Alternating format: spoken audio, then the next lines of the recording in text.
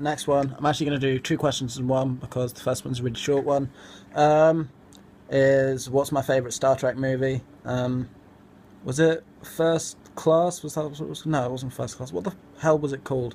The first of the like reboot ones. First Class was X-Men, wasn't it? I do enjoy the X-Men film. Yeah, it's X-Men First Class. I don't know what the Star Trek one was called.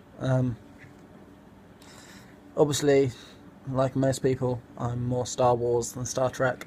But I did enjoy anything Next Generation or Voyager when it comes to series. Those were good. The films, I can't remember what it was called. Remind me. I haven't seen the latest one actually, although it does look really, really fucking good. And I do want to see it. The question that I'm going to answer next, also probably quite a quick one, is from Lorte, who wants to know, as a Mike M fan, who inspired me more to pick up a guitar, Ray, Toro, or Frank Iero?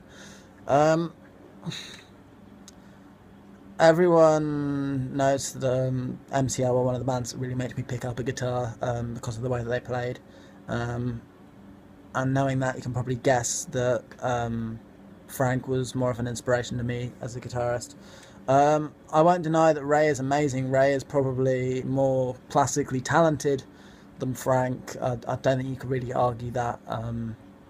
Ray is an immense musician. I'm a giant fan of how he puts things together, what he does with the guitar. He's an incredible guitarist. Giant fan of his playing, and he's one of the reasons why I bought a guitar with P90s actually. I think he does a similar thing to me, and how he actually gets the tone that he gets out of his P90s.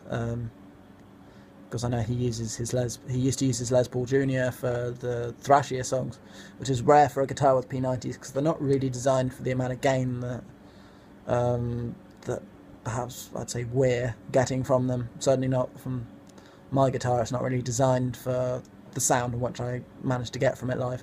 I've got a little trick which I have thanks to Caspian, our wonderful sound man, on how I get the tone that I get.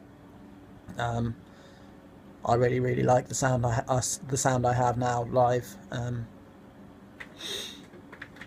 But when it comes down to like more of an inspiration, it's definitely Frank. The way he plays, the way he puts everything into it, I really enjoy it. I used to really enjoy watching him.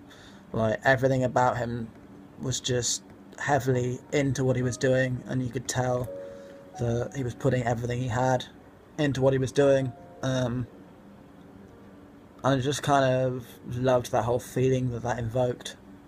Plus I just got to use the word invoke without sounding giantly pretentious, hopefully. Yeah, Frank Iero has always been a giant influence on the way in which I presented myself from the start.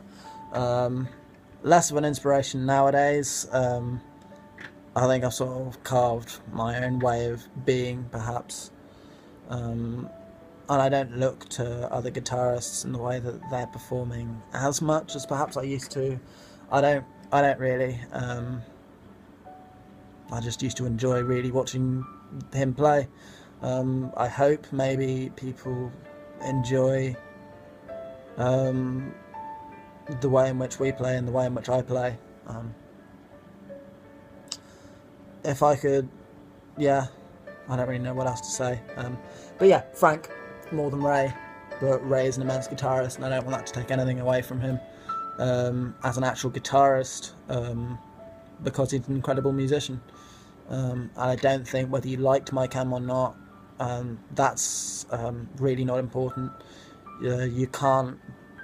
There is no way of denying really that Ray Toro was an immense guitarist, and Frank Iero put everything into the way that he performed. So yeah, I hope that answers your question in a good way, and I spoke far too long about such a simple question really. Okay, thank you.